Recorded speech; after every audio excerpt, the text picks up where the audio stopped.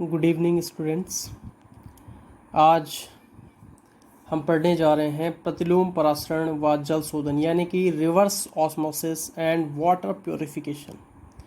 ठीक है, तो सबसे पहले इस फिगर को समझ लेते हैं कि इस फिगर में क्या दिखाना चाह रहे हैं आपको। तो इसमें दो कंटेनर आप मान सकते हो या ये मान सकते हो कि दो कंटेनर के बीच में या एक ही कंटेनर और बीच में उसमें सेमी परमेबल मेम्ब्रेन यानी कि अर्धपारगम्य में झिल्ली लगा दी गई है। एक साइड उसके लवणीय जल है और दूसरी साइड उसमें स्वच्छ जल है। ठीक है, यहाँ से हम क्या करते हैं, पिस्टन लगाते हैं। पिस्टन का काम क्या होता है, यहाँ दाब लगाना। लवणीय जल की सांद्रता स्वच्छ जल के कंपैरिजन में अधिक है तो ये अधिक सांद्रता वाला विलयन हो गया और इसमें तो विलय की मात्रा नेग्लिजिबल है। तो इसीलिए हम इस पे जब हाई प्रेशर अप्लाई करते हैं, किससे ज़्यादा, पाई से ज़्यादा। पाई क्या होता है, परासरण दाब। जब अधिक सांद्रता वाले विलयन पे परासरण दाब से अधिक दाब लगाया जाता है तो विलायक के कण अधिक सांद्रता वाले विलयन से कम सांद्रता वाले विलयन की ओर गति करने लगते हैं। यानी कि ठीक उल्टा, ऑस्मोसिस की प्रक्रिया में क्या हो रहा था कि कम सांद्रता वाले विलयन से अधिक सांद्रता वाले विलयन की तरफ वो नेचुरली प्राकृतिक रूप से मूव करते थे। लेकिन यहाँ पे हम एक्स्ट्रा वर्क कर रहे हैं, बाहर से अतिरिक्त कार्य कर रहे हैं, यहाँ पे ज़्यादा दाब लगा रहे हैं, जिसके कारण ये क्या हो रहा है, विलायक के कण अधिक सांद्रता वाले विलयन से कम सांद्रता वाले विलयन की ओर गमन करते हैं, गति करते हैं। इसी को हम कहते हैं रिवर्स ऑस्मोसिस। आरओ आपने सुना होगा, जो वाटर प्योरीफायर है वो इसी सिद्धांत पे काम करता है कि सपोज ये इम्प्योरिटी युक्त वाटर है या हम लवणीय जल मान लें, लवणीय जल को ही हमें प्योर वाटर में कन्वर्ट करना है तो कैसे करके करेंगे। तो यहाँ से जब हाई प्रेशर अप्लाई किया जाएगा, कितना हाई प्रेशर हमने अप्लाई करना है, जो ऑस्मोटिक प्रेशर होता है, परासरण दाब होता है, उससे ज़्यादा दाब हमने अप्लाई करना है। जब ज़्यादा दाब अप्लाई करेंगे तो यहाँ से जो विलायक के कण होंगे वो यहाँ गति करेंगे। यहाँ पूरा का पूरा क्या है, जल है। ठीक है, तो यहाँ पानी की मात्रा बढ़ेगी तो यहाँ से बढ़ते हुए और यहाँ से बाहर निकलेगा ये। ठीक है, यहाँ पे जो NaCl है, सोडियम क्लोराइड है या अन्य लवण जो है लवणीय जल के साथ जो थे वो यहीं रह जाएंगे, क्योंकि अर्धपारगम्य झिल्ली जो होती है वो उनके लिए परमेएबल नहीं होती है, तो वो उनको नहीं जाने देगी, केवल विलायक के कणों को ही वो आने जाने देती है। अब क्योंकि दाब यहाँ से ज़्यादा लगाया जा रहा है तो ये यहाँ से यहाँ की तरफ मूवमेंट करेंगे और लास्ट में क्या होगा कि जो प्योर वाटर होगा वो यहाँ कलेक्ट कर लिया जाएगा, जबकि अशुद्धियाँ यहीं पीछे छूट जाएंगी। तो इस प्रकार से आरओ काम करता है। लेकिन आरओ की एक लिमिटेशन भी है कि जितने भी मिनरल्स होते हैं वो उनको भी यहाँ नहीं जाने देता। ठीक है, यानी कि यहाँ केवल वाटर मॉलिक्यूल्स जाएंगे, विलायक के कण जाएंगे, जो मिनरल्स होते हैं वो भी यहीं रह जाएंगे। ठीक है, तो ये आपको समझ में आ गया होगा कि आरओ क्या हुआ, रिवर्स ऑस्मोसिस क्या हुआ या प्रतिलोम परासरण क्या हुआ और किस प्रकार से उसमें जल शोधन होता है या वाटर प्योरिफिकेशन होता है। इसमें भी यही लिखा है कि जब अधिक सांद्रता वाले विलयन पर परासरण दाब से अधिक दाब लगाया जाता है तो विलायक के कण अधिक सांद्रता वाले विलयन से कम सांद्रता वाले विलयन की ओर गति करने लगते हैं। यह प्रतिलोम परासरण कहलाता है। प्रतिलोम परासरण की प्रक्रिया द्वारा लवणीय जल को शुद्ध जल में परिवर्तित किया जा सकता है। तो आई होप आपको ये वाला टॉपिक पूरा का पूरा समझ में आ गया होगा। अब आगे बढ़ते हैं।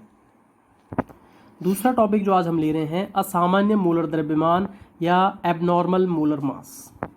तो ये हम पढ़ने जा रहे हैं, जिसे नाम से ही पता लग रहा है इसका कि असामान्य यानी कि नॉर्मल नहीं है। क्या होता है कि जब विलेय के जो कण होते हैं उनको विलयन में डाला जाता है या विलायक में डाला जाता है, विलायक में डालने पर विलयन बनता है।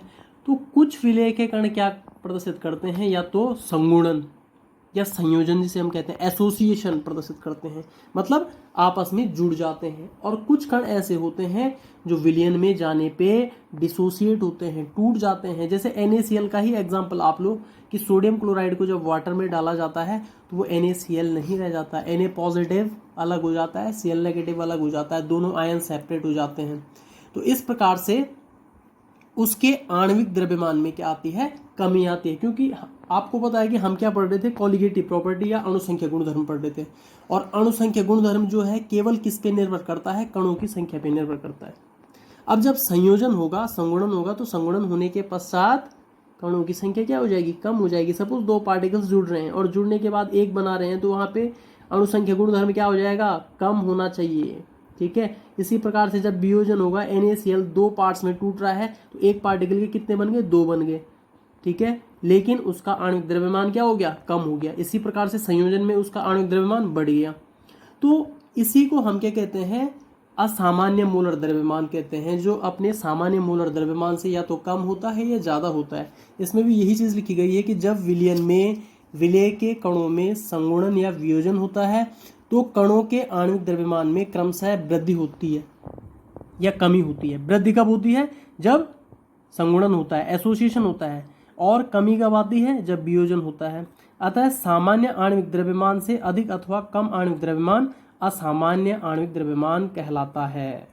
ठीक है, ये आपको समझ में आ गया होगा कि जो सामान्य मोल और द्रव्यमान होता है उससे कम या उससे अधिक जो होता है उसको हम क्या कहते हैं, असामान्य मोल और द्रव्यमान कहते हैं। एसिटिक एसिड आपको पता है 60 ग्राम्स पर मोल इसका मोलर द्रव्यमान होता है। ये संयोजन प्रदर्शित करता है। संयोजन क्यों प्रदर्शित कर रहा है भैया, इसका कारण ये है कि जो हाइड्रोजन एटम होता है वो दो oxygen atom highly electronegative element के बीच में आ जाता है, जिसके कारण यहाँ पे हाइड्रोजन बॉन्ड फॉर्म हो जाता है। सेम कंडीशन यहाँ पे भी है, यहाँ पे भी दो ऑक्सीजन एटम के बीच में हाइड्रोजन एटम आ रहा है, एक के साथ कोवेलेंट बॉन्ड के साथ जुड़ा होता है, तो दूसरे के साथ एक वीक बॉन्ड फॉर्म करता है जिसको हम हाइड्रोजन बॉन्ड कहते हैं। ठीक है, तो यहाँ पे भी ये प्रोसेस हो जाएगी। डबल हाइड्रोजन बॉन्डिंग यहाँ पे हो रही है, एक साइक्लिक कंपाउंड फॉर्म कर रहा है और संगुणित होकर दो पार्टिकल्स, दो अणु एक बना रहे हैं, तो इसका आणविक द्रव्यमान ठीक डबल हो जाएगा। ये देखिए 120 ग्राम्स पर मोल हो जाएगा।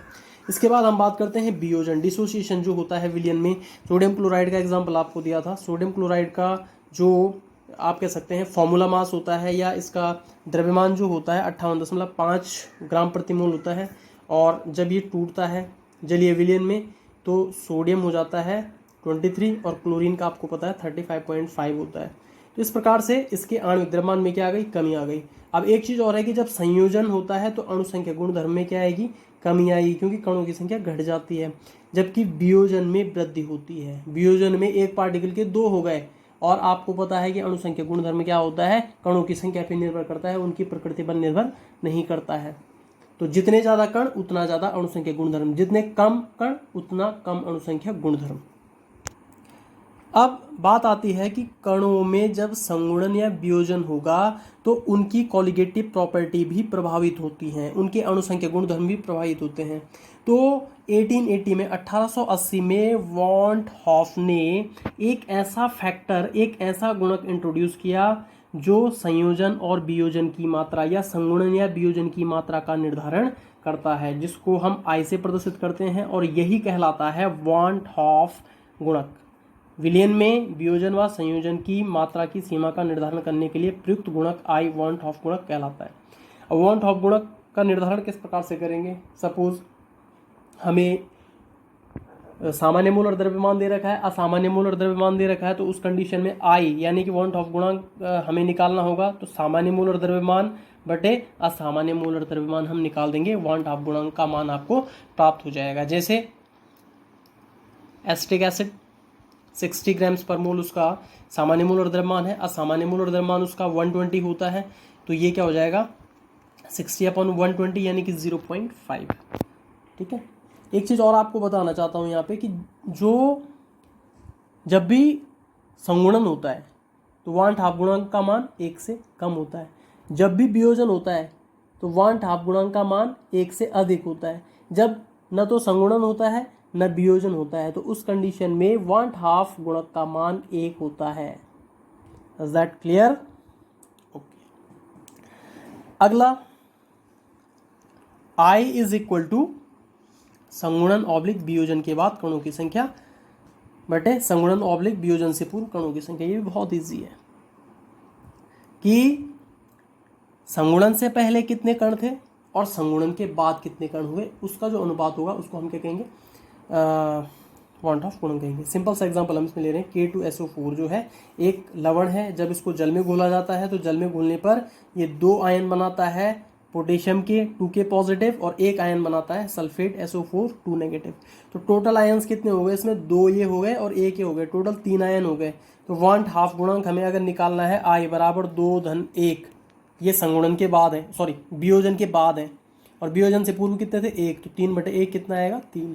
तो ये वियोजन के बाद I का मान कितना आ गया 3। तो वियोजन की सीमा भी निकाल दी इसमें कि कितना वांट हाफ गुणक इसका प्रभावित हो रहा है। अब इसमें है कि वांट हाफ गुणक भी हमने पढ़ लिया। वांट हाफ गुणक आपको पता है कि कॉलिगेटिव प्रॉपर्टी या अणुसंख्यक गुणधर्म को प्रभावित करता है। तो जब ये इनको प्रभावित करता है तो हमें जब भी किसी विलयन में संगुणन या वियोजन होता है तो उसमें इस फैक्टर को हमें इंट्रोड्यूस करना पड़ेगा।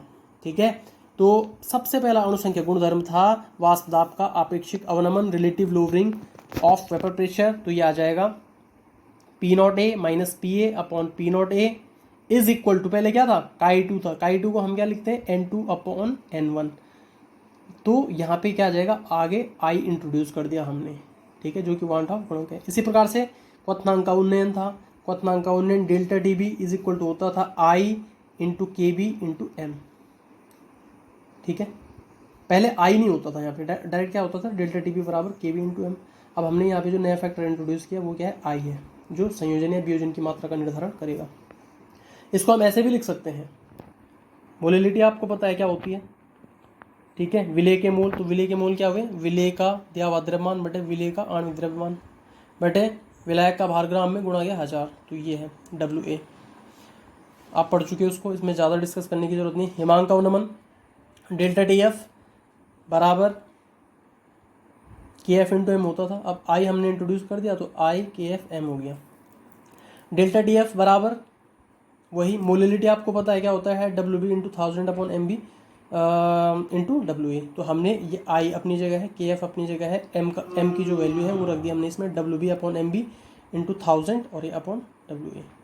परासरण दाब पाई बराबर क्या होता है CRT होता है, लेकिन संगुणन या वियोजन की मात्रा का निर्धारण करने के लिए हमने यहाँ पे क्या कर दिया I। ध्यान रखना I का यूज़ हम तभी करेंगे जब संगुणन या वियोजन हो रहा होगा।